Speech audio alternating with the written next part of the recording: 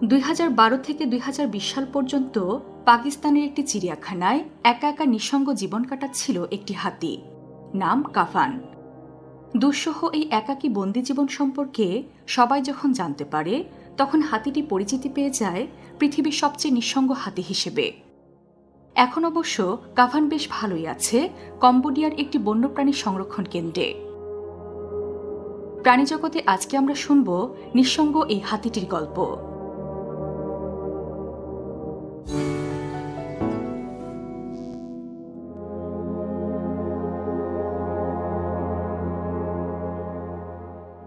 কাফানের জন্ম 1985 সালে শ্রীলঙ্কার এক বনে। জন্মের 1 বছর পর শ্রীলঙ্কার সরকার তাকে উপহার হিসেবে পাঠিয়ে দিয়েছিল পাকিস্তানে। উপহারটি ছিল পাকিস্তানের তৎকালীন প্রেসিডেন্ট মোহাম্মদ জিয়াউল হকের মেয়ের জন্য। ছোট্ট হাতিটির স্থান হয় ইসলামাবাদ চিড়িয়াখানায়। কাফানের খেলার সাথীর জন্য একটি মেয়ে হাতিকে আনা হয় বাংলাদেশ থেকে, নাম সাহেলি। চিড়িয়াখানার বন্দি জীবনের মধ্যেও দুজনের বন্ধুত্ব জমে উঠেছিল। দিনগুলো কাটছিল ভালোই, কিন্তু 2012 সালে পায়ে গ্যাংগ্রিন হয়ে মারা যায় সাহেলি। এরপরেই চিড়িয়াখানায় একেবারে একলা হয়ে পড়ে কাফান। আর সব বন্দি প্রাণীদের মতোই কাফানও হতাশ ও বিষণ্ণতায় ভুগতে থাকে। একাকিত্ব তাকে হিংস্র করে তোলে। চিড়িয়াখানার ছোট্ট জায়গায় অবহেলায় দিন কাটতে থাকে তার।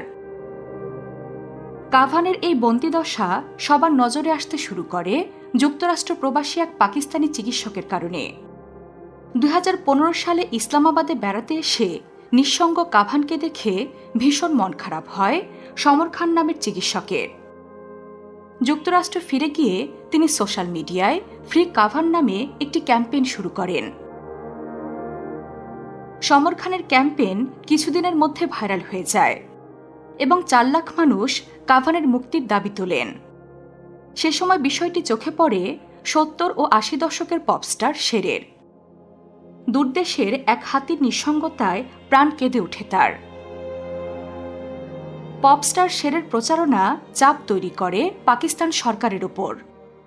কিন্তু ততদিনে দারুণ জনপ্রিয় হয়ে ওঠা কাফানকে মুক্তি দিতে রাজি হয়নি কর্তৃপক্ষ। তবে আন্তর্জাতিক প্রচারণার কারণে চিড়িয়াখানায় কাফানের জন্য খাদ্য ও পানি বাড়িয়ে দেওয়া হয়। তাকে শেকল থেকেও মুক্ত করা হয়। কাফানের মুক্তির দাবিতে অবশ্য আন্দোলন চালিয়ে গেছেন পপস্টার শের ও প্রাণী অধিকার নিয়ে কাজ করা কর্মীরা।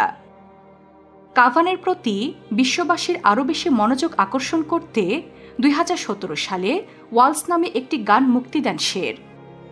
গানটি জনপ্রিয় হয় এবং নিঃসঙ্গ হাতিটির মুক্তির জন্য আরও বেশি মানুষ সরব হয়ে ওঠে।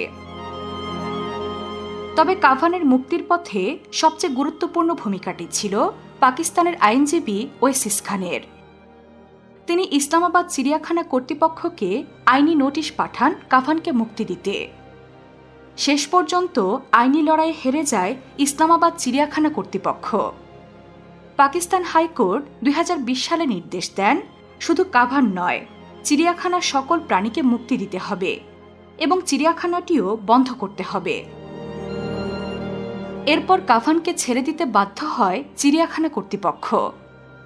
তারা পপস্টার শেরকে আমন্ত্রণ জানায় কাফানের বিদায় অনুষ্ঠানে।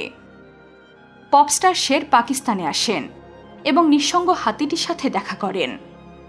অবশেষে 2021 সালের নভেম্বর মাসে এক কার্গো প্লেনে করে কাফানকে কম্বোডিয়ায় নিয়ে আসা হয় এবং সেখানকার বনে ছেড়ে দেওয়া হয়। বর্তমানে কাফান বেশ ভালো আছে এবং তার 3 জন মেয়ে বন্ধু হয়েছে বলে জানা যায়। প্রাণীজগতের এমন আরও অনেক বিচিত্র গল্প জানতে সাবস্ক্রাইব করুন প্রাণীজগৎ।